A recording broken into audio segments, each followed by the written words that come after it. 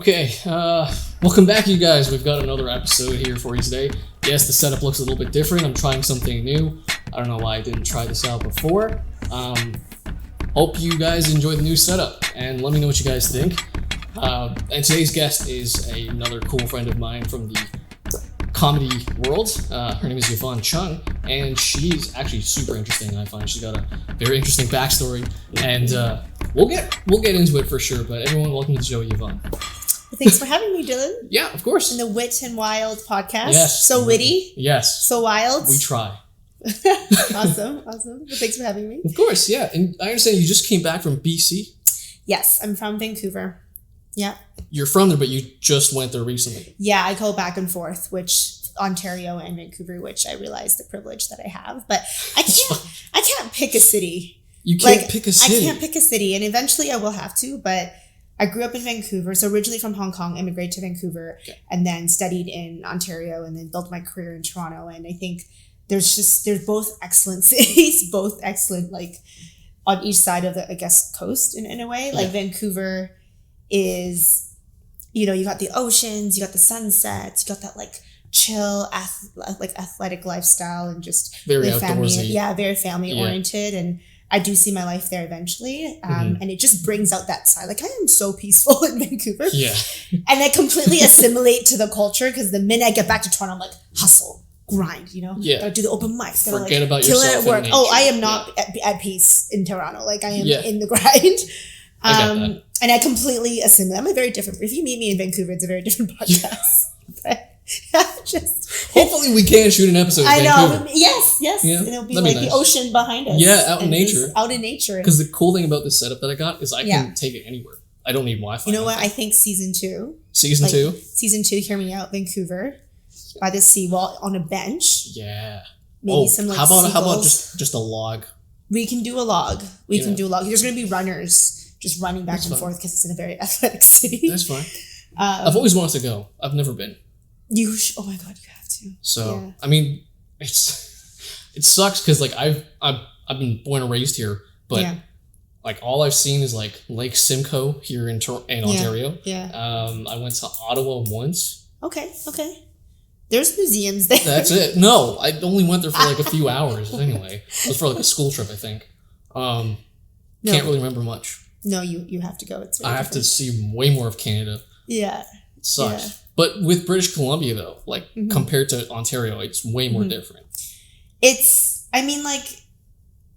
still Canada. So like, you know, I would say like, you know, the general themes of like people being nice and just, you know, diversity is very similar. But I think like Toronto, I'd say is like actually diverse people. It's actually mosaic here because everybody from Toronto, a lot of us aren't from here. So you got a lot of expats coming in, and it's just again a mosaic.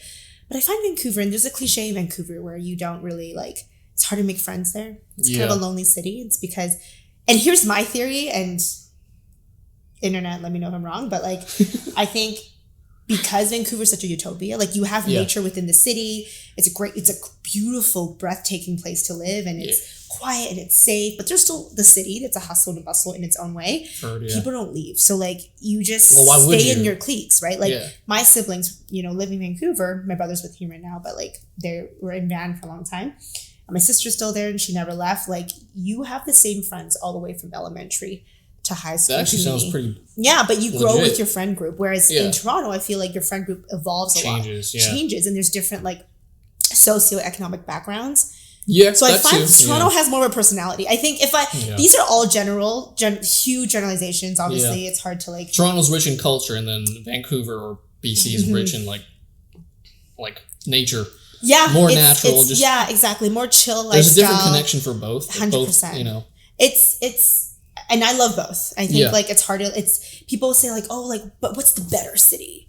And there's always like TikToks and Instagram, like, what is the better city? Like, what is the better city in your opinion? What do you prefer? See, that's the question you have to ask. It's like, what do you prefer? And I think I always say like in your 20s, as you're building your life, finding yourself, finding your identity, finding your personality, now in comedy, finding your voice. I think Toronto is that city because there's just more people, more different people, more diverse people. Yes.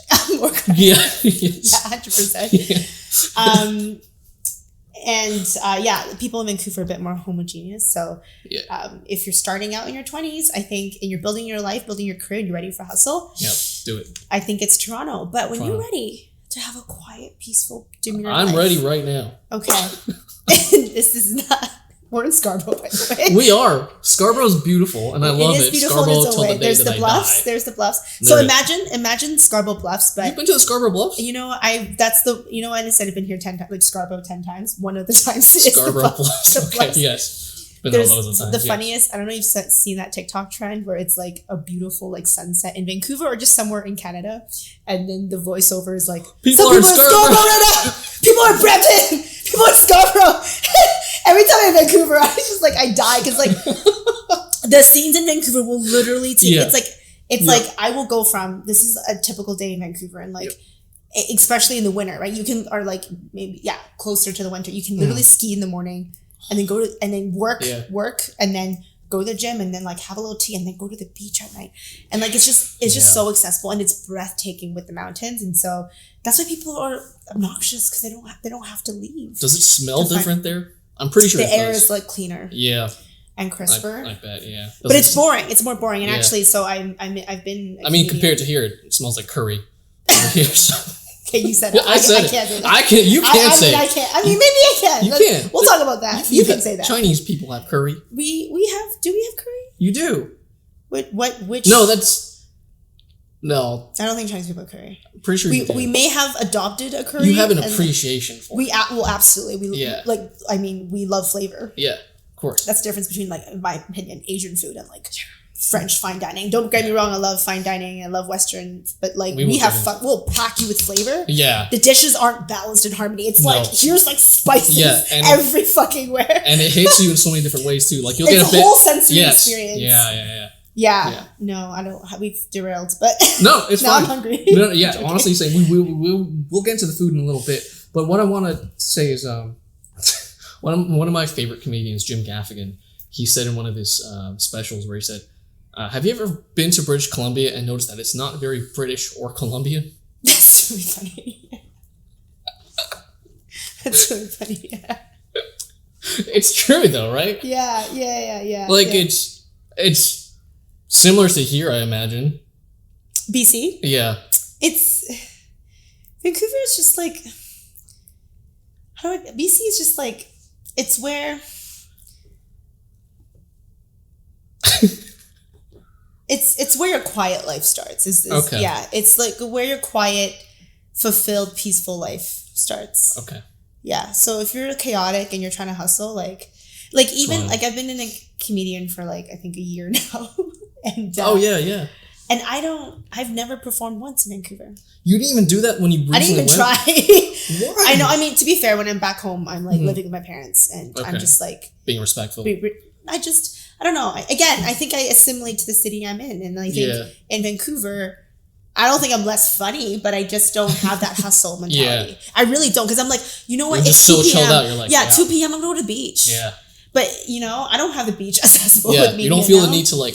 You don't feel the pressure or the need to like make people laugh or like get what you get out of comedy here in Toronto. You just don't go out out as much. Okay. And so I really found my community and my voice in Toronto. Though I'm sure there's a vibrant comedy scene. Like I've been to shows in Vancouver, but it's like it probably starts at 7 and ends at like 7:30. And like everybody goes home. I love that. I love that. I wish there was more earlier stuff. Yeah. Here in Toronto, but. Like, here in Toronto, it's like you want to do an open mic 10 p.m. Like 11 p.m. Like I'm like we have like no comedian is a comedian full time. Like all of us have jobs at 8. Yeah. And the first time I did open mic, I'm like, how? No, there are comedians where they don't have jobs.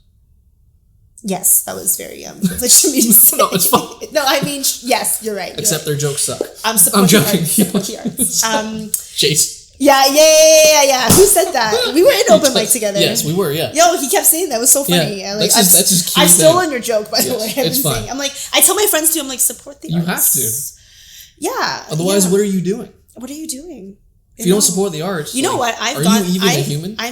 I've gone to like 10 weddings by now, like in my lifetime, and if I can show up for your bridal shower and your bridesmaids rehearsal and then your bachelorette and your wedding you can come to a basement comedy show at 10 p.m. Yeah. For $10. In her basement specifically. In my basement it's specifically. It's a dungeon, actually. I'm telling you, like, and that's the thing. There's lots of leather. I'm like in my early 30s now, so like all my friends are getting married, but I'm like, okay, well, like I show up for you. Yeah. They're like, Yvonne, when are you getting married? I'm like, show up at the comedy bar at 10 p.m. That's when I'm performing. Like, I don't know. That's my wedding. Like, that's my telling milestone. People, hey, I'm getting married on my wedding day.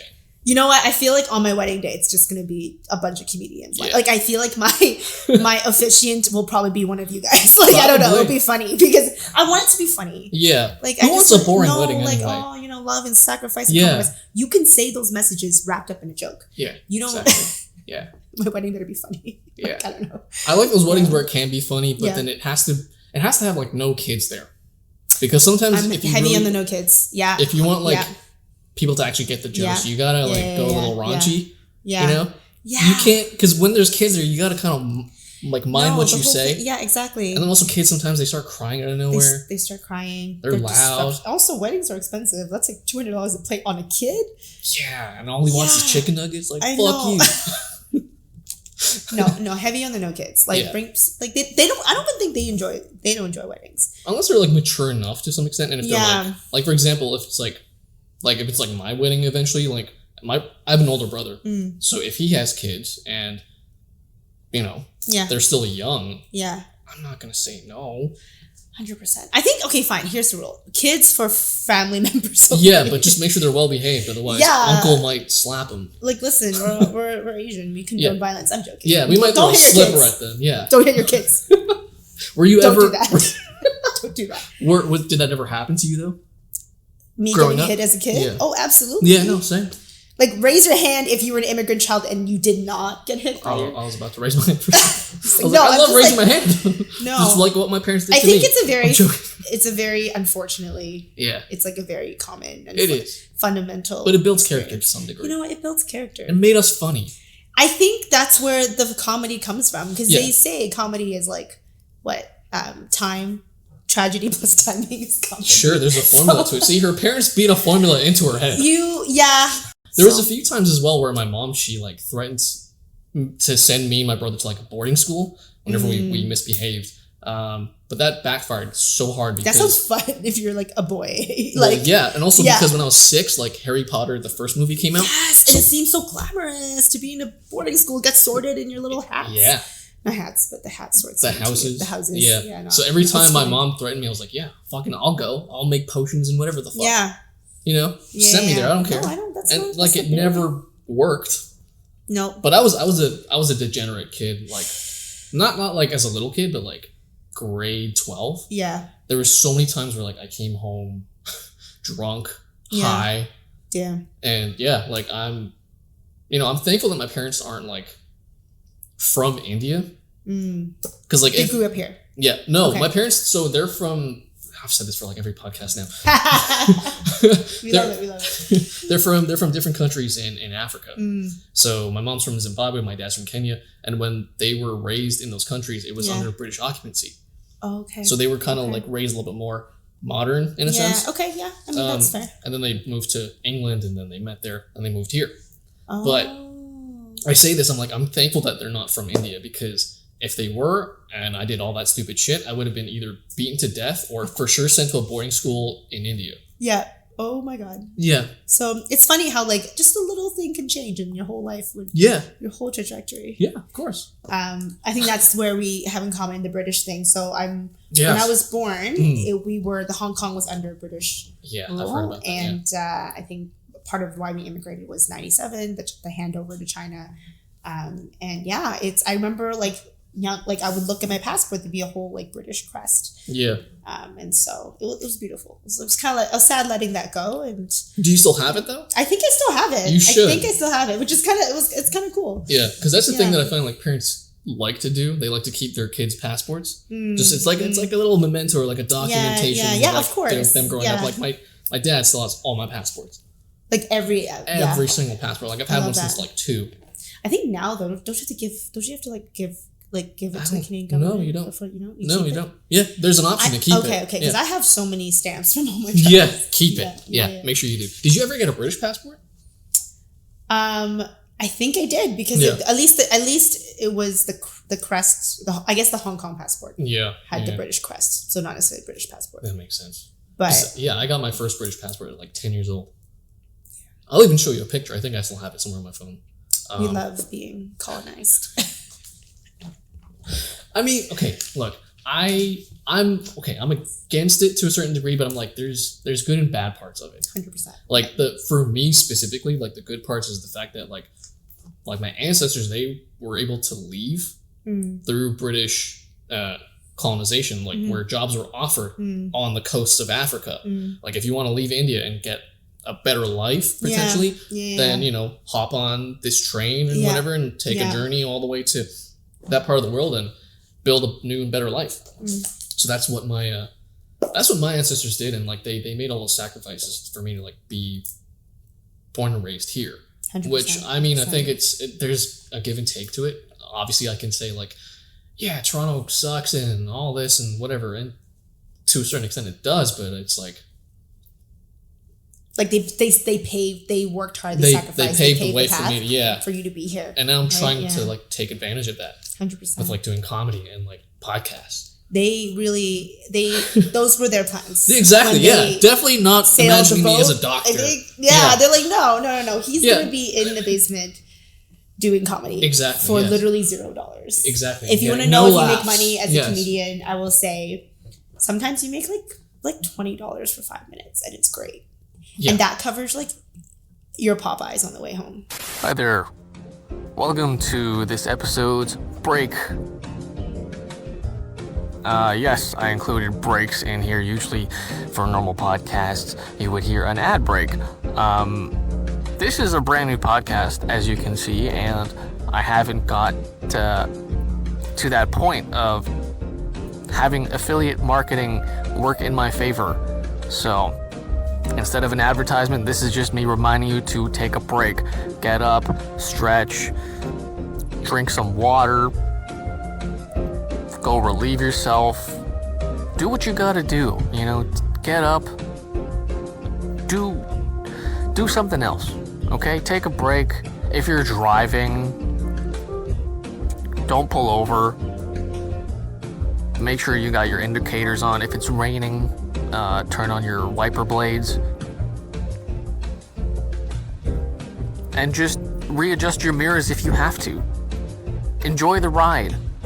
Enjoy your journey. Maybe even reset your GPS if you have to. But try not to look at your phone while you're driving, if you are.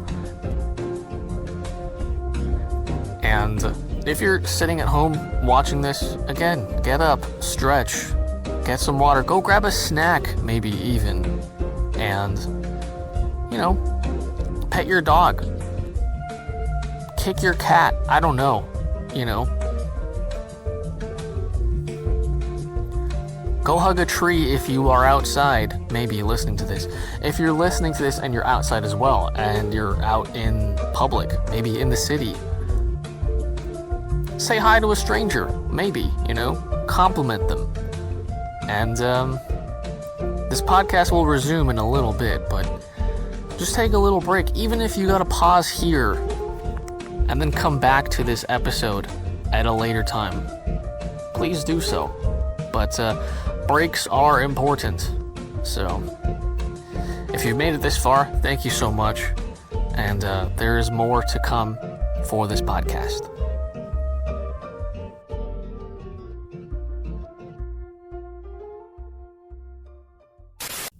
Which is what I do after you just go straight to Popeyes? There's a Popeyes in my building, which is like there's a bubble tea place in your building, yes, which I love, but like there's a Popeyes in my building, and I'm like, this is ridiculous.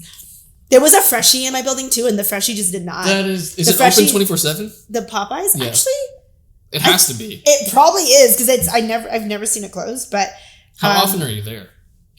I really try not to eat that much, but like probably twice a month. It's not crazy. Twice a month? If I had a Popeyes, I know. I really try, but I do. I have made it a habit of like if I do it like I really kill it at a set, I would just like treat myself to like a $4 daily deal, like a little chicken sandwich. So what do you normally get though? Oh, I usually do like.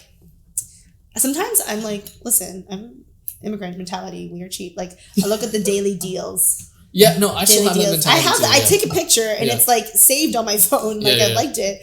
You know, people have loved ones. I have the Popeyes daily deals menu like on my phone in my favorites. So I go by the daily deals. And if I'm not feeling it, the go-to is like 2-piece spicy chicken with like, what do you call it? Ugh, not the shortbread. Like the biscuit. How do you not know this? I know. I just forgot. I'm not a true fan. It's okay. You're influenced by British culture, and biscuits mean something else. Yeah, that's fair. Right? Yeah. No one's putting a Popeyes biscuit in tea. Yeah, ever. That's fair. You know? That's fair. Unless you're... It's probably not even that good. Crazy. You know? Yeah, exactly. But no, there's a Popeyes. I don't know how we got to Popeyes.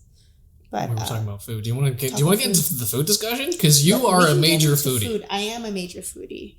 I feel like that term is like interesting though. I don't like that term. Yeah, I think everyone's kind of a foodie. Yeah. Like there's a spectrum of foodie, right? First of all, you have to eat. There's only a small spectrum of people who literally eats for a very utilitarian purpose. Like they eat to function. And I don't know if I'm friends with anyone like that. Most people eat because they enjoy food. So, my hot take, not even that of a hot take. This is a light take. I think everyone's a foodie. Yeah. Yeah, just because sometimes, do you know when you're like having a bad day? Every day? Or just every day? Yeah. And all you have to look forward to is your fucking lunch or your dinner, like your meal at the end of the day. Yeah, I get that. Yeah. I'm sorry, if your day revolves around food or even like the idea of food, you're a foodie. That is my take. Sometimes my day revolves around cooking. Ooh. Like I love... okay, he's evolved. I do love cooking and I love the process of it sometimes. Like what are your best go-to dishes? Lately I've been like really on the roast, just like preparing something. Roast? Yeah. Damn, you can roast. Yeah. I mean, it's the oven doing most of the work. Okay, but there's prep involved. Yeah, but it's fun. I just love like, chopping vegetables and like, seasoning meat and then just like playing music in the background. It's like a glass of wine if you're like trying to get fancy. I don't drink. Oh, you don't drink? Yeah. Oh, wow. Yeah. Okay. I know. Okay, how do you stay How do I stay sane? I don't. So, no, it's good. Yeah, you should drink. I don't know. I've been alcohol free for like 6 years or so. Wow. You don't really need it, no. No, I don't see a point. Yeah. But I've talked about this last episode where I'm like, if it gets to a point where I'm traveling somewhere and it's super nice and like super fancy, I'm gonna make the exception. Yeah. Like, because sometimes there are like restaurants you go to, and I'm sure you know this, where like they make like a specialty drink or like it's like brewed or made there, and like if you refuse it, then they're offended. I see what you mean. Have you ever had those experiences? I mean, I don't even think about it because I will literally just drink what's put in front of me. Course, I will be drinking, so I don't notice it. Yeah, by default. But I never say no to a drink. I should do that more often. Okay, I have a new rule in my life where it's like I'm not alcoholic. I just want to make it very clear. But drinking is such part of like just being social, and even even going to comedy clubs. It's like a lot of it's just.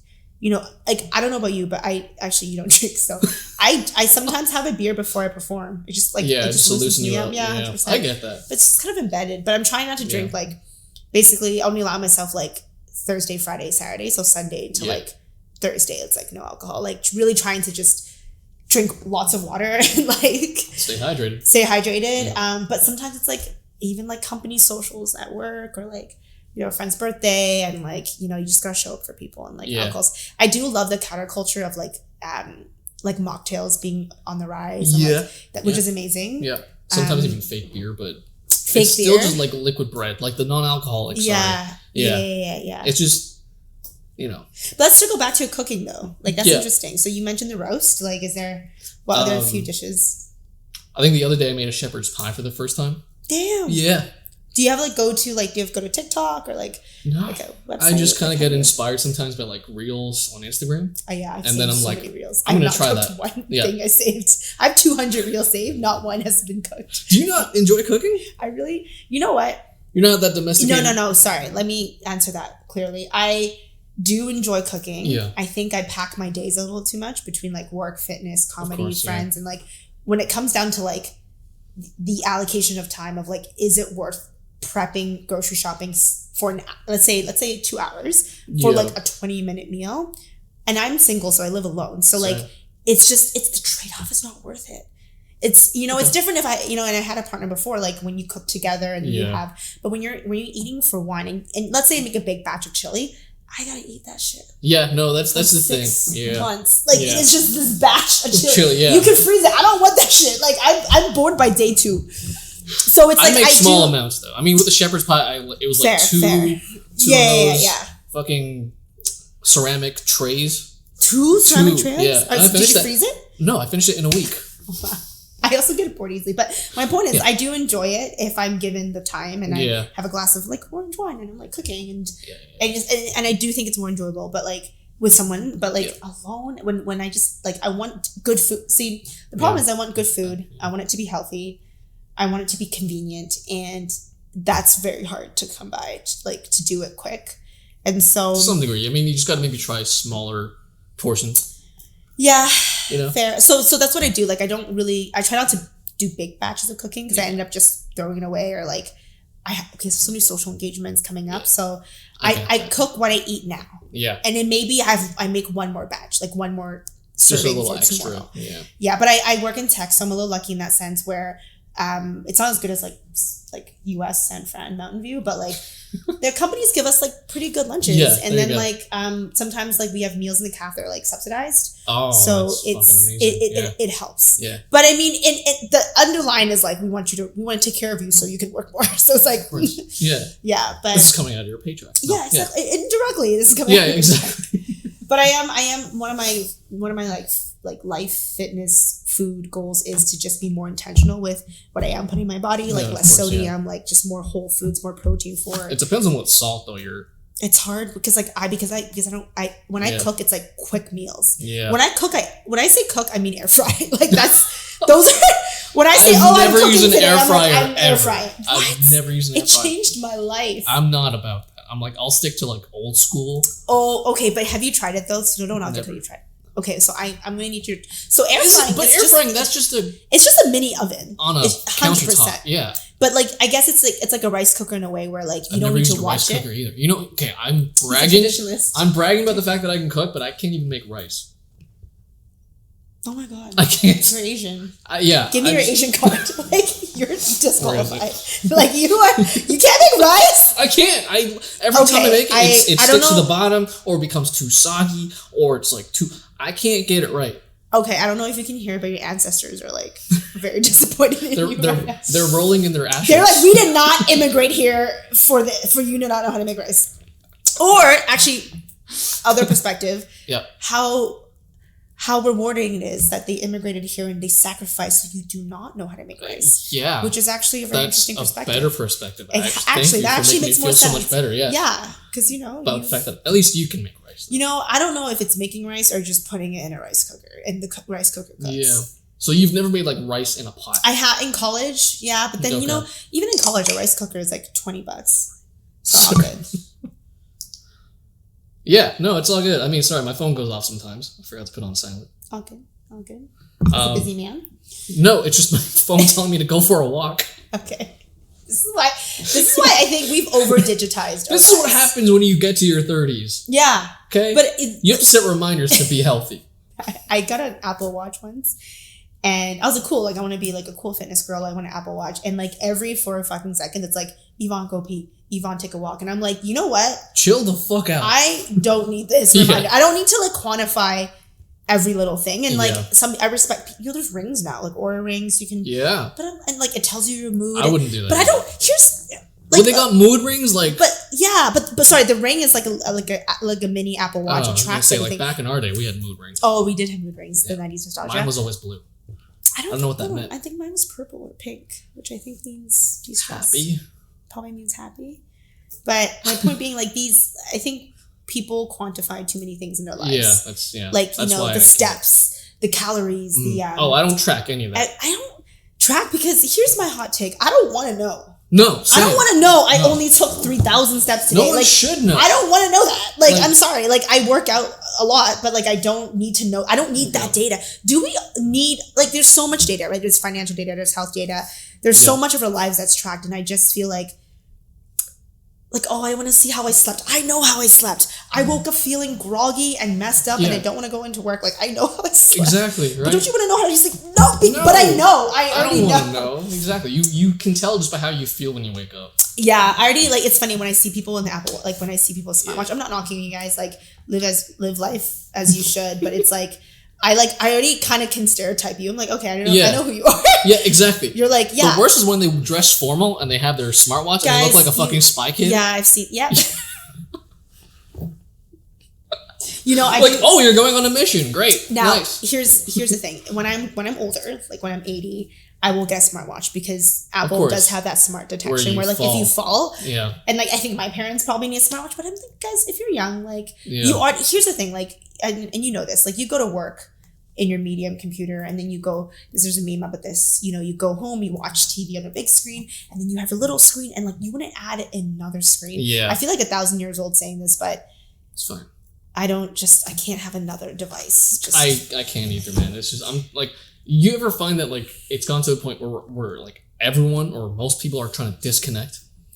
Yeah, 100%. It's a counterculture of like, it's been on the uprise, is this idea of like slow living, intentional living, and like just this backlash against, this over socialization, over digitalization of everything. Yeah, because I feel like we've gone to the point where we've noticed it's too much. And it's like, it's really affecting everyone, and everyone's just like, what the fuck are we doing?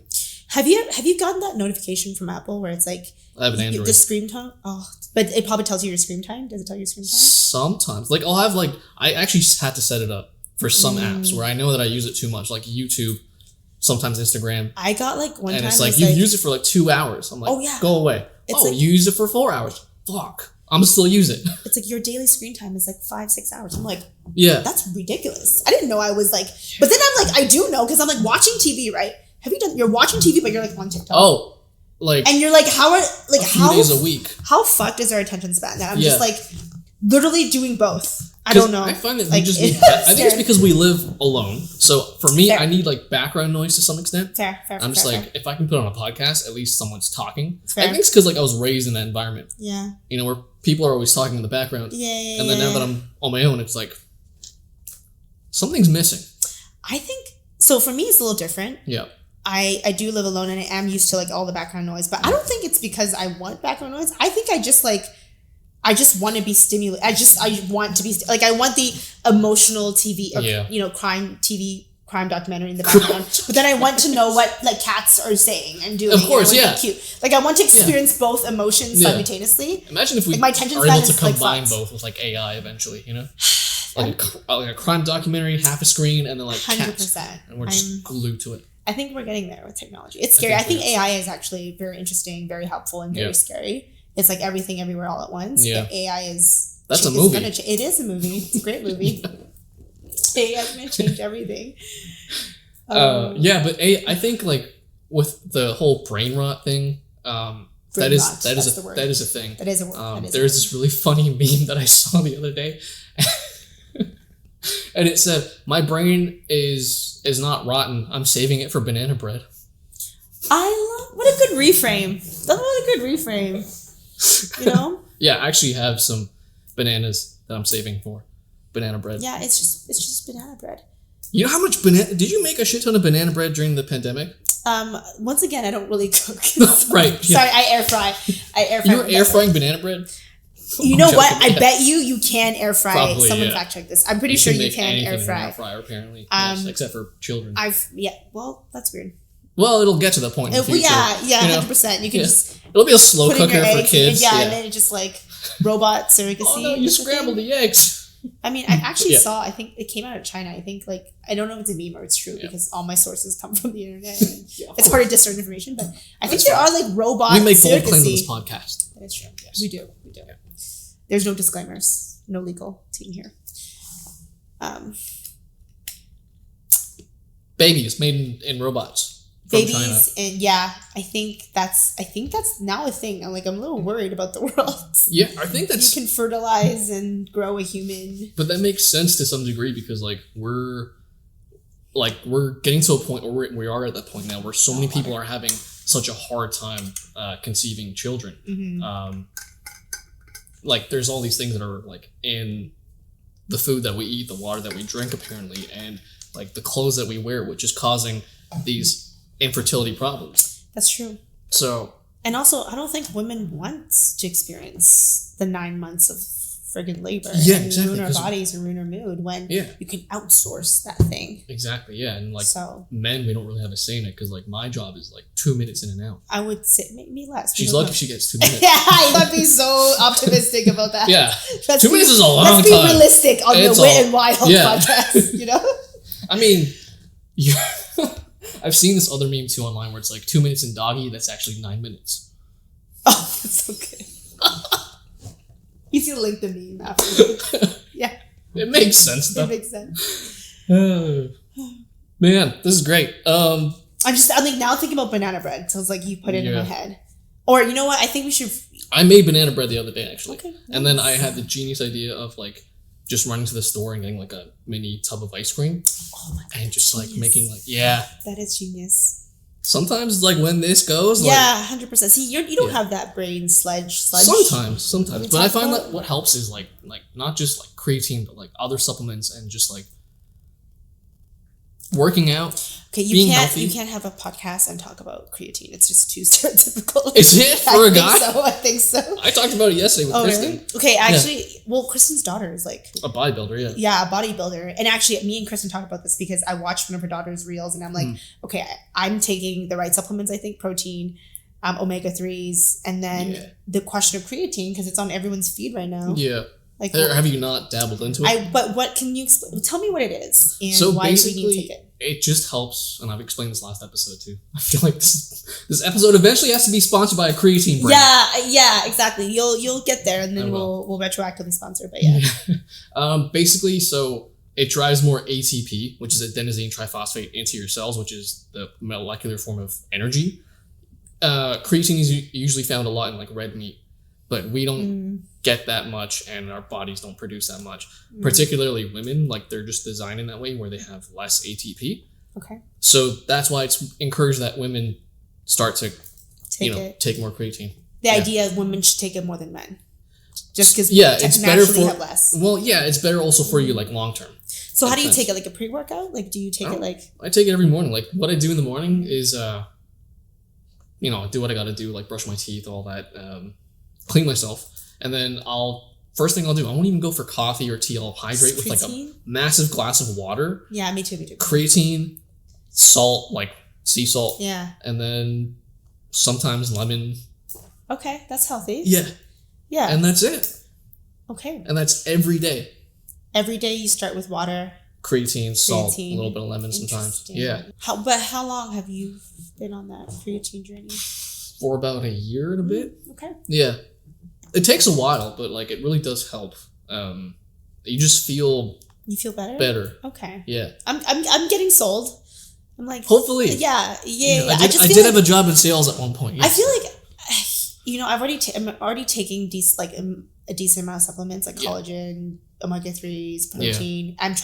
I try to eat as healthy as I can. It's sometimes I think if you just eat the right whole foods, that should be enough, right? Yeah. You should get most of your stuff from your diet anyway, 100%. But supplements can help. It just depends on what you're supplementing. You really gotta get a sponsor on this for creatine. That's to combine both segments. Yeah, literally, yeah. Just start wearing tank tops on my podcast. Too. Yeah. Every episode you get progressively more jacked. Creatine,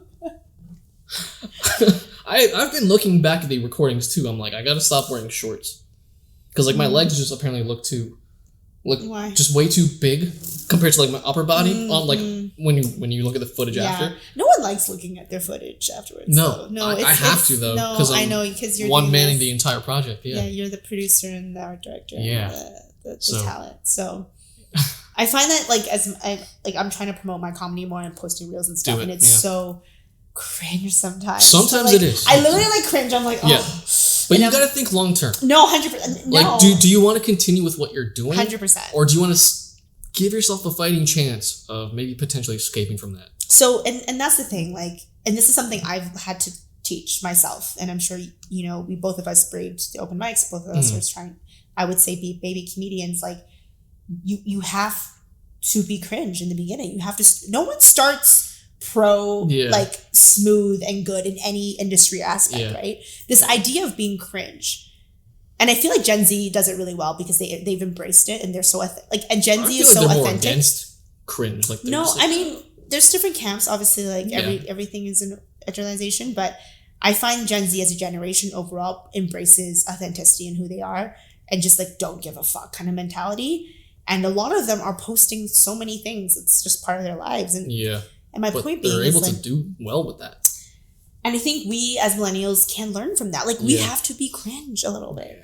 You know, like just in, you know, we put ourselves out there in comedy. Like not every joke is a hit. No. Not every bit is good. And like we've been in rooms where it's like a little bit lukewarm. Not even every perspective. Not even, yeah. And I think sometimes I look back at the comedy journey I've been. It's been a year and, you know, the friends I've made like you. And it's like, I'm like proud of us because we're in our 30s and we are putting ourselves out there and we're not afraid to be cringe. And I think about even the friends I have, like, and some of their potential passions and what they could and could not have explored because maybe they're just too afraid to look like a beginner. Of course, everyone is afraid of that. Yeah. I mean, I was hugely afraid of that in my 20s as well, too. It's like, how do you... I picked up rock climbing in my early 30s, like when I turned 30, and it's like most people who does bouldering, like they're much younger, right? And so it's... But I was like, and it's when you rock climb, when you boulder, people watch you because you take up like let's say half the wall, right? Yeah. So like someone has to wait for you to finish before they can finish like do their set. Because of safety and whatever, right? Yeah, exactly. Yeah. You can't have 2 people on the wall, so it's like you could have like 5 people watching you at the same time, and when you're a beginner, you're clearly a beginner. You're not grabbing the right holes. You're only like solving a very easy set of problems. But I had to constantly tell myself that it's okay to look like a beginner. I think we're just so conditioned, even like by social media, like see the glow ups, you know, the success. We're always used to a finished product. 100%. We see comedians, we admire, they have a Netflix special, they're opening for someone, or they're young guys, but it's like, but they got started somewhere. Yeah. We don't see the journey. And that's why I think Gen Z is more authentic because a lot of them are posting their entire journey. They're more real in a sense. They're way more real. And I've had a lot of interns that are Gen Z work with me. And that's the one common thread I'm really, really admire about them. They're just, they're not afraid to be, and I know the word authentic is so overused, it's almost inauthentic, but they're not afraid to be cringe. And I think that is, and even us, we got to remember that as we work on our comedy, like, hey, like, we don't know. We may look stupid. I don't think anyone knows anything. You know? Just do it. Whatever. Like I'd rather be on the deathbed be like, okay, I tried. We don't know shit. You know? None of us know anything. I remember the first time, like, I started working out, really, like, fully working out protein about 3 years ago. I remember the first time I posted, like, an Instagram story. Yeah. And it felt weird, didn't it? It felt weird because I'm like, who is this performative person? Like, she is a couch person. She is not a deadlift person. But I was like, you know what? It's actually a good thing that you're doing that. And I never judge people who post their gym workouts because I'm like, guess what? At least you're fucking doing it. Versus just sitting there and judging. If you want to post a gym stuff, like post a shirtless. Like, you know? I've done that too. Cringe. Be cringe. But it's also like a little bit of a thirst trap too. I'm just like, all right. Well, it's always a thirst trap. There's always a double intention with a gym photo. But of course, because you never know. It's like, oh yeah, that girl that I'm talking to, she fully saw that. She fully saw that. You gotta track the story. But she didn't see any of my text messages. But she saw that gym photo. Exactly. You're always posting your stories for someone. Like there's an audience. Yeah. No one's doing that just for the general broad audience. I actually have a separate. I have like 4 Instagram pages now. It's fucked up. It's so stupid. But I have one for like my personal, for like close family and friends. And there's a comedy one, obviously. Comedy, fitness, and then music. Oh, there's a fitness one. Yeah. There's a music one. Yeah. He's a man of many passions. Jack of all trades. Yeah. I feel like I should interview you. Like this is just me. Like what? Okay, let's get into. Okay, let's because we talked about creatine. Maybe we chat a little bit about the fitness page and like. We don't have to. I mean, it's just me just being a dickhead, like posting myself at the gym. Like posting what supplements I'm taking, and like I'll like take pictures of like the food that I just made. But sometimes, like, here's the thing: like, it is social media, the idea of being social, but sometimes a lot of Instagram and it's just documenting your journey for yourself. Yeah. And I love my comedy page because I can literally see when I posted the same joke multiple times. Yeah. It's like you can see the first time I've delivered this bit. I love your jokes, by the way. Oh, thank you. The one about actually, the the aquarium is actually the first joke I posted. That is so good. But if you watch that yeah, reel, I saw the evolution, and then you saw the evolution, yeah. and I think by the time I delivered the second time, it felt a lot more organic, natural. Like it felt, yeah, like the delivery was stronger, and so it's like sometimes you just do it for you. Yeah, and I think people are so afraid to not look great. Of course, but the thing is, you don't need to be good at your hobbies. But then there's the opposite as well too, where you're afraid of looking too great, and then like that's I don't relate to that. Okay. But it's okay. I mean, I'm not trying to sound like an asshole, but I actually created like a separate fitness page too, because like I was so tired of like posting myself doing that, and I didn't want to be perceived as that by like close family and friends. Like that's all that I do. Like I'm like some kind of like fucking meathead. But that's why I also we have a different comedy page, because I don't want my friends and family to be like, all she does is talk about her trying to date and like her work life. Like you don't want that's going to TNT. Yes, go in TNT supermarket, which is why we have separate pages. But I relate. But here's the weird part too. When I shared with my family and friends that I have a comedy page now. Yeah. The amount of cousins, Gen Z cousins, the younger ones that I've met, they're like, that's fucking cool. Of course it's cool. Yeah. Comedy's cool. Yeah. Comedy is cool. But they don't really understand comedy that well. Gen Z or your cousins? My younger, I think maybe Gen Z a little bit, but like my younger cousins, like a lot of the jokes just go over their heads, I think. Is it just because you're just in a different I think so. demographic? Probably, or they just, don't think I'm funny. It's probably the latter. Because like I think they understand comedy as like a thing. They just don't understand your comedy. Yeah. Do you have any like family or friends like for sure supportive of what you do? Like are your parents? That's a great question. Yes. So my friends super supportive, and I think what validates me getting into comedy is every person. I kid you not, like literally 9 out of 10 people I've told, whether it's like some coworkers, close friends, like friends of friends, the first thing they see was like, oh yeah, I see you in it. Like you were already funny. You were already a comedian when you delivered that wedding speech. When you officiated that wedding, you turned it into a Netflix. Because you're just so like expressive. Like, you have this energy about you too. And I also deliver a lot of presentations at work, and I like it's a lot more corporate and professional, but I mean I do deliver my personality and energy into it. When I told my parents, I think they were like, and I said this in my bit before, which is unfortunate because my parents don't speak English. Okay. So when they immigrated here, they never learned English. They still speak Cantonese. Just, fully Cantonese. So they don't know how funny I am.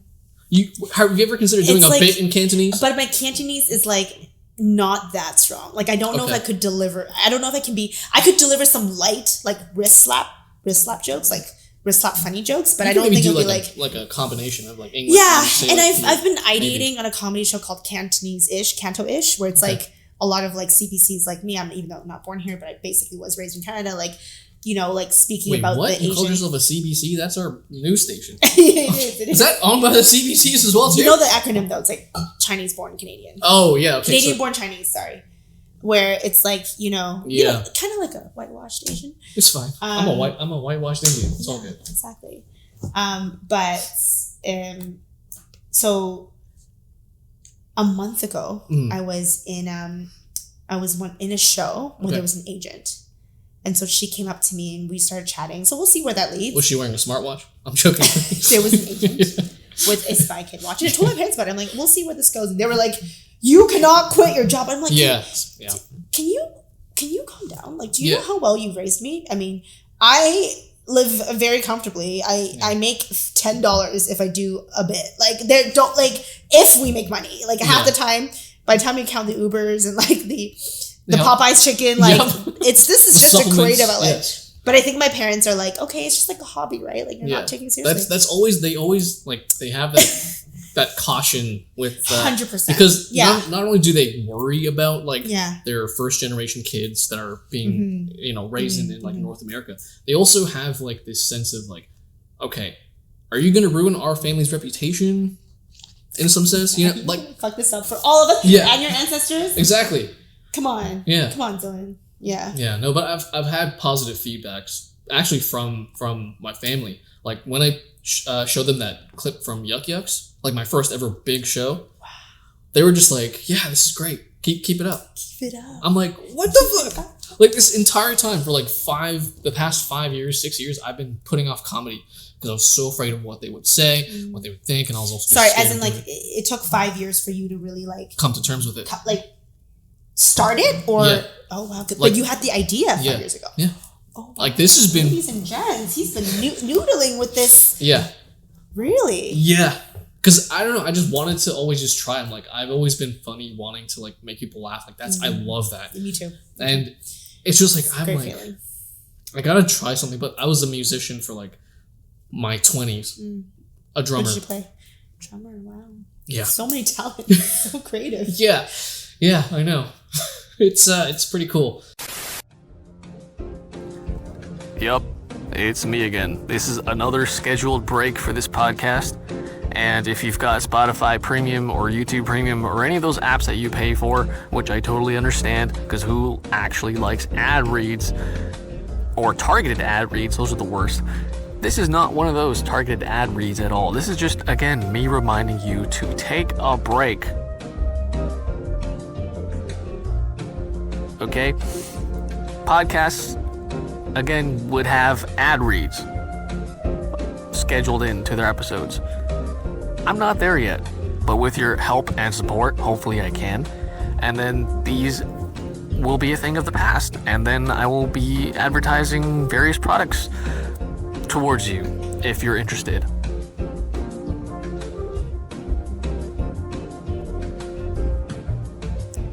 So please take another break or exit out and come back to this podcast at a later time whenever you can. Or if you're just going all in and you're so dedicated to this, thank you so much. And keep going if you've already made it this far as well too. And you're just trying to get this podcast out of the way and you're listening, and if you're enjoying it too, let me know. Submit a comment, send me a DM, comment on any posts that come out of this podcast.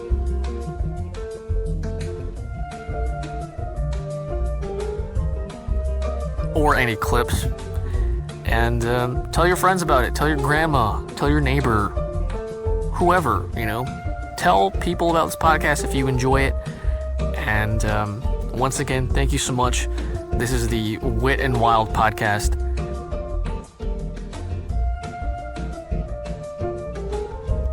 And I hope you have a wonderful rest of your day and enjoy the rest of this Wit and Wild episode.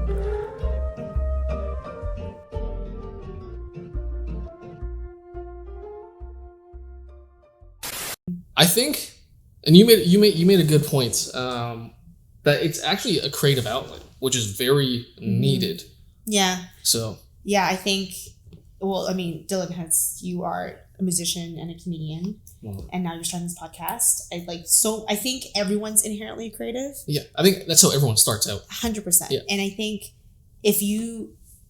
there is a creative outlet for you, and you just need that for your emotional well-being. I think it's so important to have it. If you don't know what that is, you just have to figure that out. But it's important to know to have something where you're not creating for productive output, right? Like you're just expressing yourself that's unstructured and it's authentically you. Yeah. You don't have to be good at it. No. But it's just a way of expressing yourself and your emotions, your feelings, and your ideas in this thing. Maybe it's a painting, right? Maybe it's pottery, maybe it's comedy, maybe it's music, but that emotional outlet is very necessary. And I think everyone is inherently creative. And if you don't think you are, you just haven't found that outlet. So that's my medium take. I think everyone should figure out what that is. And, I also kind of like you always had that inkling that stand-up comedy is my creative outlet. And it actually took me leaving a long-term relationship, leaving relationships afterwards, finally being single, finally being so single and being okay with it and accepting it and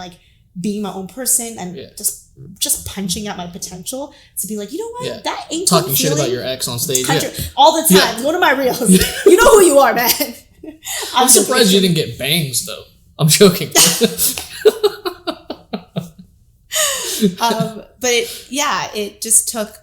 it took me finally being happy and fulfilled. How long did it take you though to get to the stage of like comedy? Like, did it take you? Because I've been wanting to do it for like a number of years. Yeah, I think I've always, the comedians I love are like Taylor Tomlinson, Ali Wong, I love Trevor Noah, Hassan Minaj, so many, like Ryan Hamilton, like there's so many, like Ronnie Chang, my favorite, like there's so many I could list. And every time I watch a Netflix special, I'm like, it's just so, like I feel so good. I feel so empowered. I'm like, this is not like a multi-million-dollar Hollywood production. It's just some guy with a mic. And I am so incredibly entertained and I'm laughing and I'm just getting through my shit through what they're saying, right? And it's relatable too. It's relatable. And I'm like, and this is something I feel like I could do this. And then and it's not until when I was turning the age of like mid-20s where all my friends were getting married and I was always the bride, always giving the wedding speeches, always officiating the wedding, always emceeing the wedding, that and I'm always just up on the stage. And frankly, so you got that. I'm like, hey, like, is this your wedding or is this my Netflix special? I don't know. And I'm like, okay. And it felt good. And I'm just like, okay. And it also intersects with my background because I'm in advertising and marketing. And I've always, why I got into profession is I love telling stories. Like I love telling stories, right? And were you always like the creative storytelling type, even as a kid? I think I lied a lot as a kid. Like, I think I was a really good liar. But a really good liar is just a marketer. Hey, what does your fortune cookie say? It's just a marketer. No, but I think that's why I am the way I am. I think I was a really good liar. I was able to tell elaborate stories that were very believable that led me to my career in marketing. Because comedy does have the elements of not really being, like, as truthful. No. You have to embellish a little 100%. bit. Yeah. Sometimes I'm worried when, like, my potential dates see my comedy page. They're like, oh, she's a lot. I'm like, just so you know. Never taking her to the aquarium. I'm like, comedy is an extension of myself, but it's heavily exaggerated. I am not like that. I am very polite. I mean, kind of. No, you're great. Yeah, but I wish I could. I mean, I do embellish a little bit, but mine is just strictly from like real things. Oh, really? You don't embellish at all? Well, not I do, but like you must embellish in the delivery for the most part. You know what I mean? Like when you're delivering the joke, you're like, well, just a little bit. Like there was one joke that I had to change about where this relative of mine was from. Okay, that's small changes. That's not you know. Okay, I think I want to say you're the exception rule, unless any comedians who watch this can tell me I'm wrong. I think most comedians, like, your bits are you. It is your story. Yeah. No one's fabricating their bits because that's just because then it doesn't come off authentic. But I would say like 80% you, 20% completely embellished and exaggerated. At least for me, it is. That's a good balance. That's a good balance. That's like my diet. Like my aquarium joke, I did go on like 2 dates on the aquarium, but like the way I say it, it's like as if like you're there every weekend. Yeah, 2 guys. Okay, like it's not like like. You just got to start making bits now about going to the place across the street to the rec room. You know what? I should. Why don't guys take me to the rec room? Like I would love that. You don't get taken to. I take. No, I've taken a girl like twice. Well, I've gone there twice. Okay, so 2 different days. We're the same actually. Yeah. The aquarium twice, the rec room twice. Yeah. I live actually right across from the rec room, like on Queens Quay. Don't even go. I've when I was partnered, I like went quite a bit. Okay. And I just don't. I guess like. But you're right. Someone take me to a rec room. To the rec room. Rec room sponsor this podcast, so I can go on a date there. If you don't, we'll go. We'll go. Okay. We'll go. Awesome. And then we'll just shoot hoops. You know That's what? all that I like think doing. They used to do stand up at the rec room. We should actually. Yeah, we should do that and then play some games. We should play some games. Yeah. Maybe record a podcast. We don't know. I'm joking. But yeah, back to how I got into comedy. I think I'm just like, now that I'm reflecting, it's like natural liar got in marketing now, which is like basically reframing. It's still lying. To sell. Marketing is lying. Like you're overselling something. Like just like I oversold creatine to you. I will put a legal disclaimer so my employer does not see this. And when I was specifically in advertising, so I'm in the client side now in tech, but when I was specifically in advertising agencies, I was a strategist. And what a marketing strategist is you have to find the cultural human insight behind the business problem. And meaning? So for example, like, have you seen, like, you know that ad from P&G? It's like, behind every athlete is a mom. Like, as a strategist, it was my job to find that nugget of insight. So then the creatives can come in and make the ad, right? Okay. And so when you look at my personal history, like, because the parallels between a strategist and comedy is that you, in comedy and in marketing strategy, you have to find the connective truth, the insight, the hidden truth behind the joke, or in the business sense, the hidden truth behind the business problem. And that is what kickstarts the creative process. So my journey to comedy makes a lot of sense when I think about my childhood and then in my career now. And it's like, okay, I've always been digging for these unspoken truths, whether it's about consumers, whether it's about humans. And in comedy, that's because behind every joke, there is a thread of truth, if not the truth. And that's why you laugh, because you're like, okay, like that stereotype is a stereotype, but it's funny. Or like that date story, I freaking relate to it. Like she, and so. So that does make sense that when you went to the aquarium, you got really hungry. but the hidden truth behind that joke is that I guess immigrants like to eat, Asians like to eat seafood. I don't know. it's you guys mastered it for sure. We love seafood. We love seafood, and exactly. Like just the way you guys do is just top tier. 100%. And we eat the full animal. Okay, head, tail, bones, eyes. We eat everything. I can never do that. And that's why that aquarium joke is so funny, because Asians, when we do go in an aquarium, it does look like the TNT supermarket. It does look like Freshco, because they just need to start selling the way that we buy seafood is not like packaged up in a little straight from the water. like it's live tank. Yeah. And like I go to Longo's, there's like one live tank with the lobster, but like if you go to an Asian supermarket, like every fish has a tank. I would highly recommend anyone to go just to an Asian supermarket in general. TNT for sure. Yeah. It's and that's how we like it. It's tank to table, like from table, right? Tank to table. And I grew up, Cantonese food is like, my parents would steam they would steam the whole fish with the oil and like the scallions.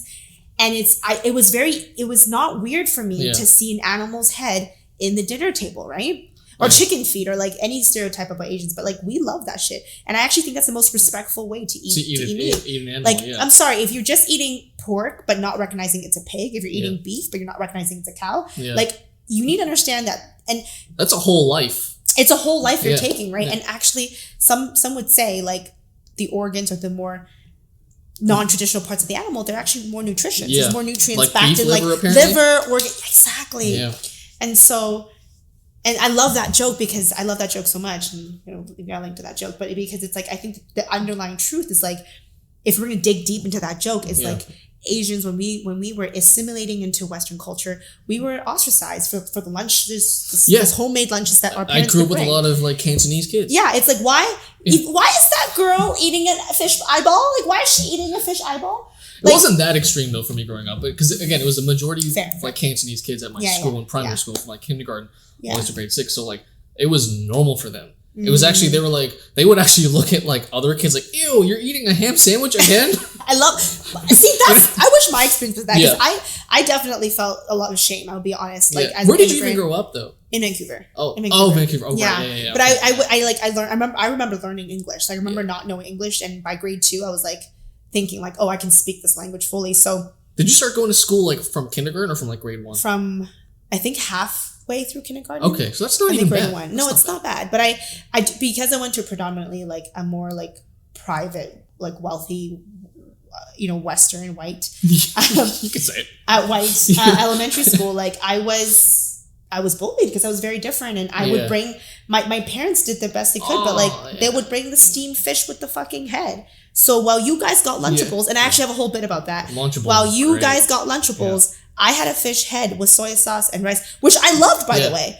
But I was ashamed to like open. That's why I think there's an Instagram account called Smelly Lunchbox, because it's like you open your lunchbox and just punch it. I mean, there are so many times where my parents sent me like curry to school. And, but like talk to like a kid who has the ham sandwich and the baby carrots, like it is very different. It's so different. And as a kid, you're not going to start explaining the dynamics of your culture and why your food is actually not weird, right? And so I think underneath that joke that I love that I tell, about, and the joke really is about like people taking me out on dates to aquariums, but like each aquarium is like a live tank of seafood that like I'd like to eat, because we were bullied or like ashamed for ostracized for our food, but now it's popular. Did you ever trade lunches though? Because I did that a lot. The amount of times I've traded like some kind of curry or like a sandwich with like another kid, and they had like noodles or like some kind of stir fry, or like I had like a Japanese friend growing up as well too. We would trade lunches like frequently. Yeah. So no, because I was bullied for my lunches. So like no one wanted to eat my lunch except I remember I think the last 2 years of my elementary school, I made a Chinese friend, and remember she validated my lunch for the first time in like 5 years. She looked at my lunch, which was like, my mom, is that dim sum? Yeah, but literally she was like, that's so good. And I remember I've never had someone like comment on my lunch and be like, that is delicious. Yeah. Because I would literally like open the tumblers and just eat in silence. Yeah, I know. Well, and again, it's pungent, right? It's the smell of the fish. Flavorful, but it's so good. My dad one time like got me like abalone, which is like this really like, it's a delicacy, and I like had to explain what is abalone. Anyway. No, we got time to explain it. But it's like a dried delicacy, Chinese seafood. Okay. But I ate that for lunch, and it's like, you know, but other kids, again, they had their spaghetti, and then they had their meatballs, and then they had their sandwiches. I just hope you never brought smelly or stinky tofu. Ooh, you probably did. I didn't cross that. No, okay, good, yeah, because that is unhinged. Smelly. That's just, there's a reason why it's called stinky tofu. But I think everything goes back to like why we do comedy, because I think and I wouldn't call this like a completely negative experience, but it was like, you know, something I had to go through, and a lot of immigrant children go through, and like having a creative outlet to like be able to laugh about it now, and to also have other people laugh at the joke and relate to it, be like, oh no shit, oh yeah. Like, oh, same here. Oh yeah, and I have a bit about that where I was like, oh, what's the most common white kid lunch, and I'd throw the mic in, people be Lunchables, and like because why did we think poor people's charcuterie was like the epitome of like a good lunch? Because it was like $10, and like if you were the kid with the Lunchables, you were the most popular kid. But also there's a flip side. It's like if you had Lunchables, looking back on it now, I'm sure you can agree with this, those kids' parents didn't give a fuck about them. Or they're just really busy. But 100%. But, you know. 100%. But when my parents prepared this like 3-course Asian meal, that some fried rice, you know, like some fish head, some chicken. I literally had chicken feet brought into like, I was great too. I remember like looking at the chicken feet, and I like told my dad when I went back home, like, you can't. No, don't ever do that ever again. I literally cannot be like, you know, like even the black kids were looking at me weird. No, I'm like, you know, but for the most part, my parents delivered really delicious food, and like it took that girl, like that one Chinese girl, Jennifer, if you're watching, that was you. Like, shout out to Jennifer. That like, and sometimes she would eat my lunch, and that's when we started sharing lunches. Yeah. But I remember just like, it was just such a weird experience for someone to like my lunch. And no, like, I've had that. God, like, that's weird. Yeah, I love that.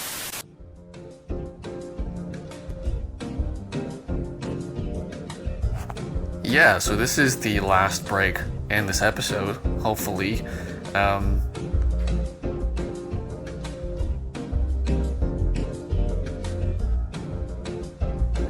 If you've made it this far, once again, thank you so much for supporting and listening and just enjoying this episode, hopefully, right? It doesn't mean a lot just to me, the host. It also means a lot to the guests of this episode or this podcast. So once again, if you've made it this far, thank you, and hopefully you keep supporting the Wit and Wilds podcast, and enjoy the rest of this episode.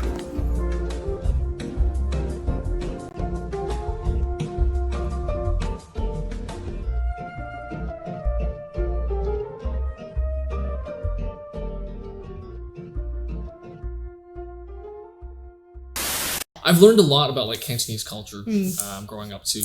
Like it was such a weird part too, where all of my kids in my grade, when it came to like Chinese New Year, they would all be like, "Yeah, like we're born in the year of the dog," and I'd be like, "Yeah, I'm a dog too," and they'd be like, "No, you're not." I'm like, "What? But I'm also born in 1994." Yeah. And then they taught me, they're like, "Yeah, in 1994, Chinese New Year didn't happen until like the beginning of February." Yes. And I'm born at the end of January. Yes. So I'm still a rooster. You're a chicken, a rooster. Yeah, so I got a little uneasy when you were talking about chicken feet just now. I'm joking. Like, damn. I'm just eating. Yeah. You know? But I learned that, and then I also learned like so much of like their culture, and just I appreciate like that. Yeah. You know?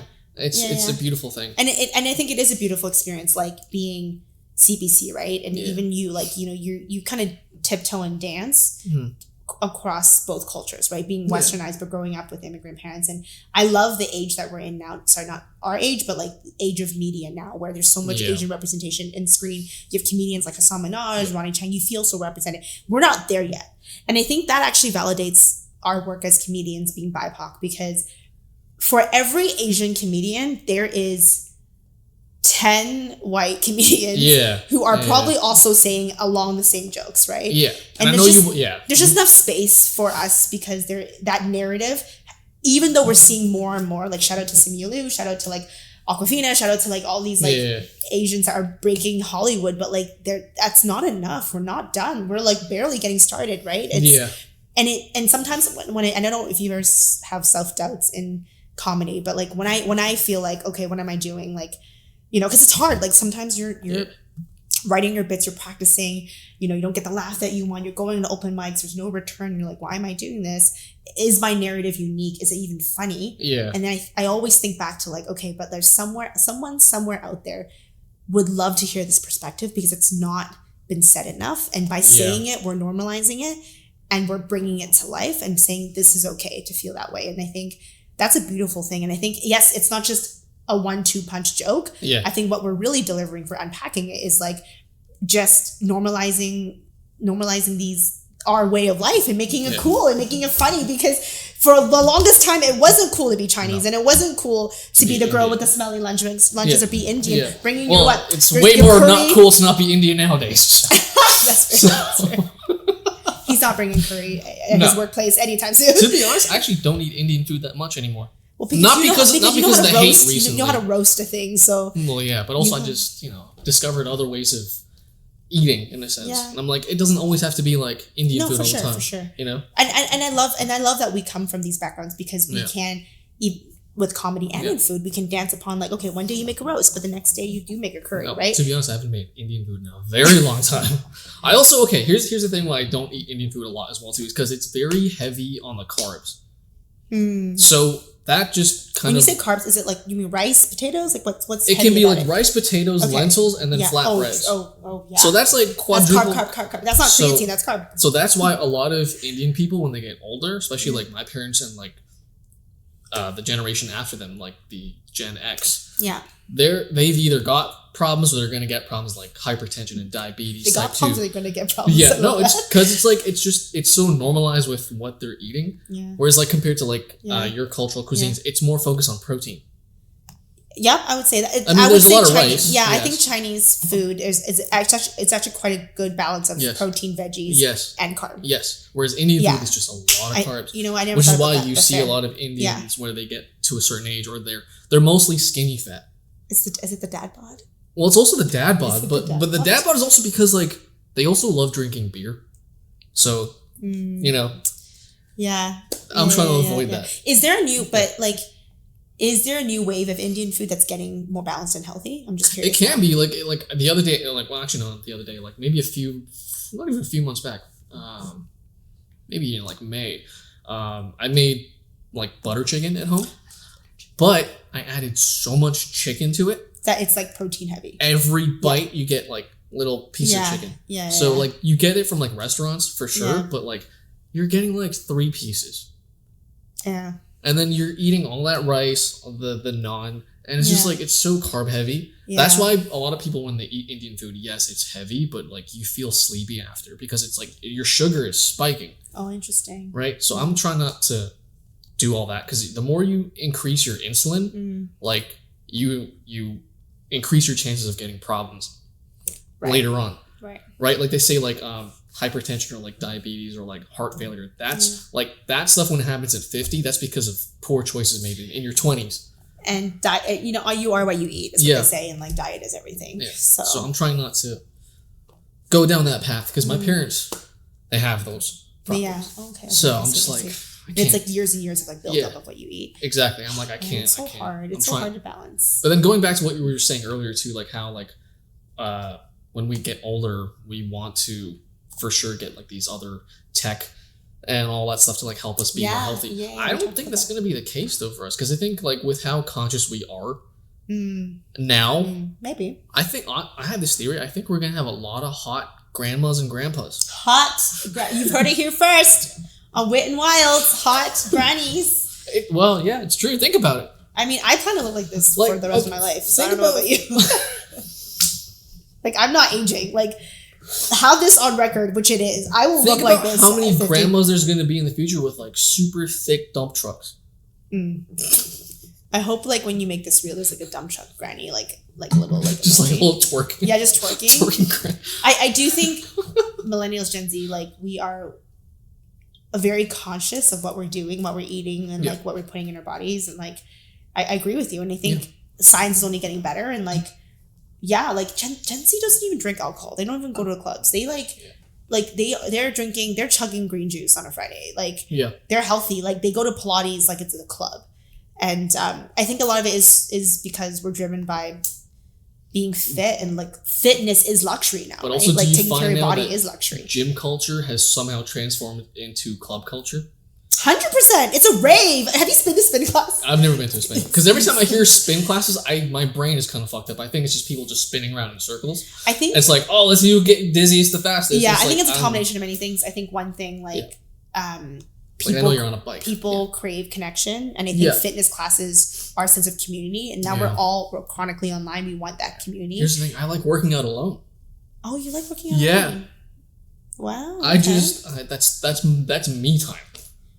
You like I need the community because it gives me discipline. Like if I see if I'm struggling and I see you struggling, if we both struggle together, I will get there farther. Not even just that. I'm just like this is just time for me. Like if I'm at a gym too, where like there's people around, I will talk to them a little bit, but I will try and remain focused. Right. Because I'm just like it's your time, but also like when it comes to like building muscle, you can't take too much of a break.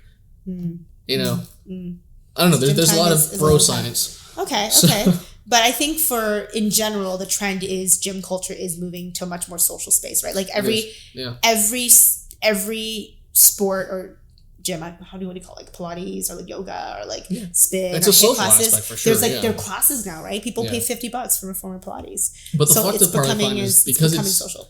Because it's being combined with club culture. Like I've seen yoga classes where they're now offering like champagne. Or champagne or puppy yoga. Or like mojitos. And I'm like, that's kind of... That takes away from it. It does. You but know? here's to play devil's advocate. It does take away from it. And but it's fun. I don't think you go to a champagne yoga class every week. Yeah. But I think whatever is the means to get you to move is valid. Like if it means raving, and if you're raving, you hit 10,000 steps, then go rave. Go to a rave because it's a workout. Like, but then what happens when that's taken away though, and then there's no incentive to actually do that? Because like if you're not cultivating that inner discipline to actually but you gotta start somewhere, right? Like I don't think it's for. But then too many people get too attached to that. You think so? People are getting attached to champagne yoga. No, I mean like they get attached to like the aspect of like going out and like doing all the stuff with other people, and they don't have that feeling of like, oh yeah, I can actually do this on my own. Maybe I'm just too jaded in a sense. I think you're too purist probably in working out, which I think it starts with you though, like people who can do it alone, and I admire that. I've been doing F45 for 3 years, which is a very social gym. Wait, what? F45. It's like Isn't that a race car? F45 is like it's kind of like a CrossFit light type of gym where it's like a bunch of people, a bunch of stations, and each workout is a class. So you just go from one station to the next. Yeah, 100%. And that's your And I do 3-4 times a week, and I've been doing for 3 years. Solid. And then I'm doing my first High Rocks in a month, so nervous about that. But my point being, like, it's costing me way more money than it is for you because I pay an absurd amount. Yeah. And you're right. I'm probably less efficient the way that you can just continue strength training, building muscle, because there's moments that the model isn't perfect, but if it means my ass is getting into the gym, it's whatever people the means, need that. If it's I get puppy, that part, if it's social, I think people, it's people need to to move. If it's moving, you just need to move. Yeah, I think I'm flawed in my thinking too, and I'm glad that we're having this conversation because now I'm realizing that it's not always my way that I see things that's how it should be. But it's right for you, and that's fine. Yeah. But it's just like it's not everybody has their own way, right? Yeah. I think as long as you're moving, who cares what it is? Yeah. If it's like Pilates, go do Pilates. If it's dog walking, do dog. If it's a rave, every time I go to a music festival, I'm like, people don't understand. I mean, going to a music festival, especially like Coachella or like a Veld or like EDC, like it's a workout. You gotta walk like a few kilometers to get to it, and then when you're moving the entire day. Yeah. It's fitness, like it's cardio. I don't know what to tell you. Yeah, it's like there's beauty and stuff, and like there's good in everything. Yeah, but it's not always everything. There's some bad in it. Same thing in the opposite. Sure. There's a lot of bad things, but then there's some good in it. Yeah. Right. Like again, like going to like I've never been to a club either. I've always been invited to go. It's just, again, I think it's just how I've always been. I'm like, I'm not doing that. You never experienced club culture? I've never gone to a club. I've never. Yeah, I think it's because I like with my older brother. That's probably a good healthy habit to have. Yeah, I'm the favorite child. That's why. No, I'm joking. He has no issues, so he doesn't need to go to a club to let it out. I'm joking. Well, the gym helps. The gym helps, yeah. Either way, I looked at my older brother because he used to do that a lot, and I was like, I don't want to. I don't want to disappoint my parents like how he was a club rat. Kind of. Wow. Yeah. But he eventually grew out of it. Of course, yeah. Of course, yeah. Everybody. I'm like basically almost out of it. I think I'm like, I'll enjoy a night out or two, but it does not define my weekends that it used to. I'll do other major social things, but not that.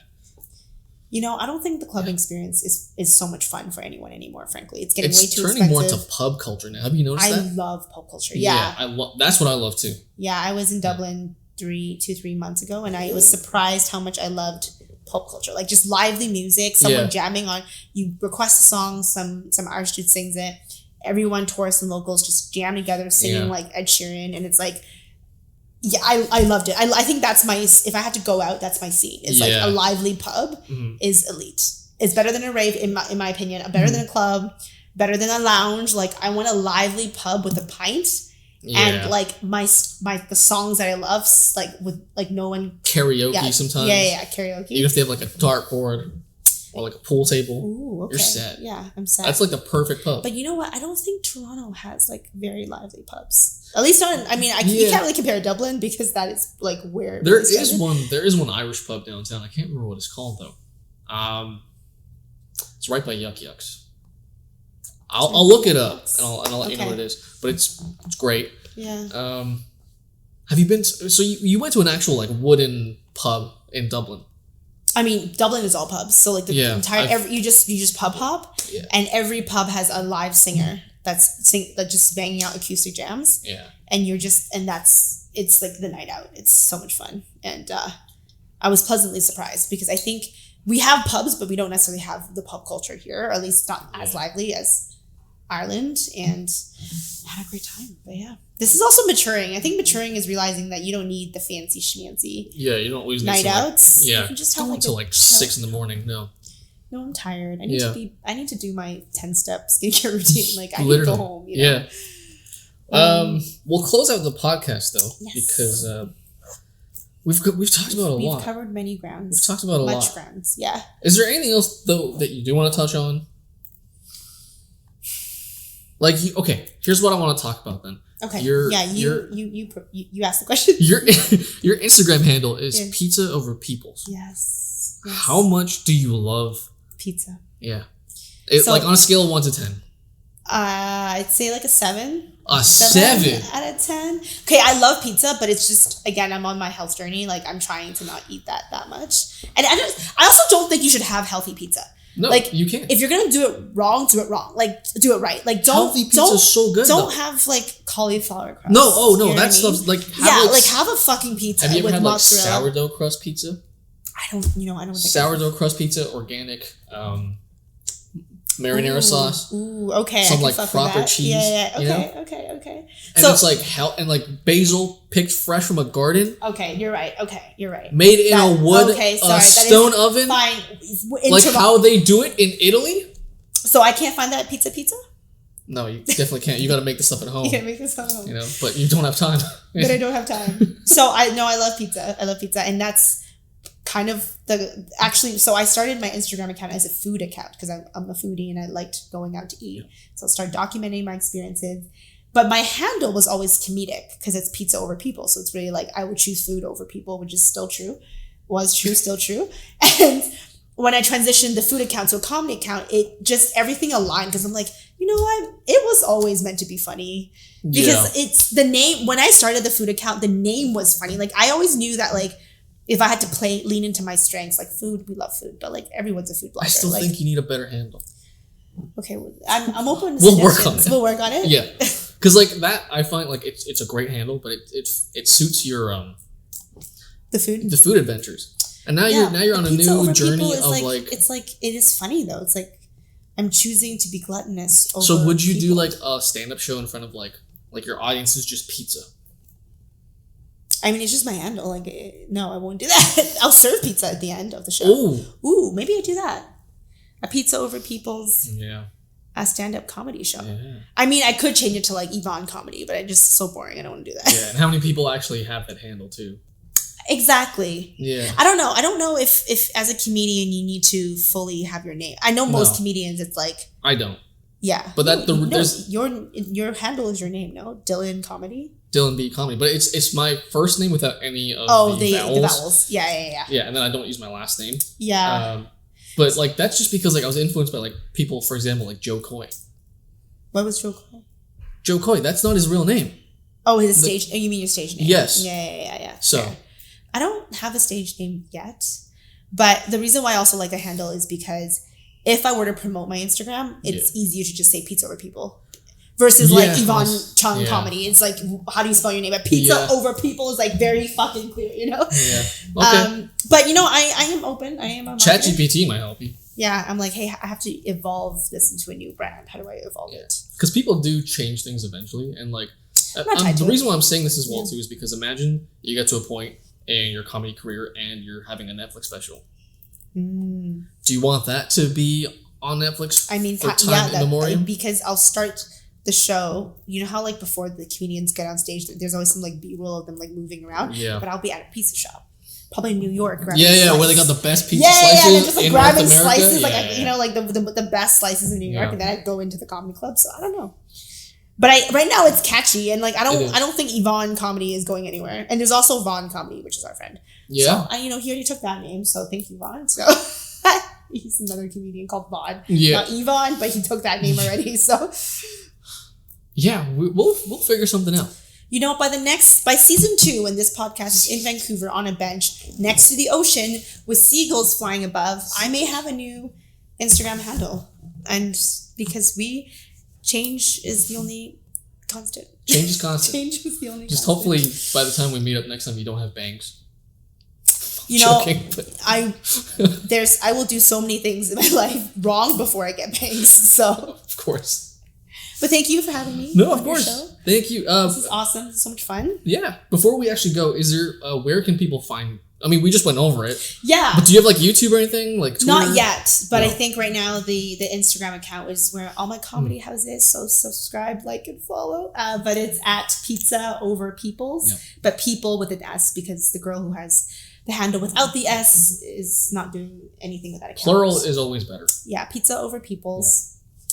And just do a lot of comedy about being Asian Canadian, work life, dating. So just my life in a nutshell. So thank you for having me. Of course. You guys make sure you check her out live as well too. She's an absolute amazing comic live. Like it's just her energy and her vibe is just top I'm tier. usually at the comedy bars. So. Top tier already, and she just started. So this is a good sign. And another good sign too is if you've made it through this entire podcast, thank you so much for watching. If you've made it this far, like, comment, subscribe. Start a comment discussion if you want to. We'll definitely chime in, and tell everyone about it. Maybe even if you work for a creatine company. I think definitely. They need to sponsor you now. Yeah, definitely. And a pizza company. Yeah. Pizza sponsor this, and a creatine company. Yes, and if the creatine company needs a photo of me just being super shredded, give me a few months. Exactly. Yeah. I mean, I'm there, but. Get it now. Get it now when we're nobodies and it's like cheap. Maybe. So. Yeah, cheap. As in, like, sponsor us now when our rates are like I will do it for $10. When we have no standards for rates. We will do it for $10. I will send you a booty pic. You will get sponsored. Just throw us $10. Like, we'll be fine. Like, I'm joking. More than 10. More than 10. We yeah, exactly. Yes. But anyway, thank you guys so much for watching. This is the Wit and Wild podcast, and we'll see you guys next time. Peace.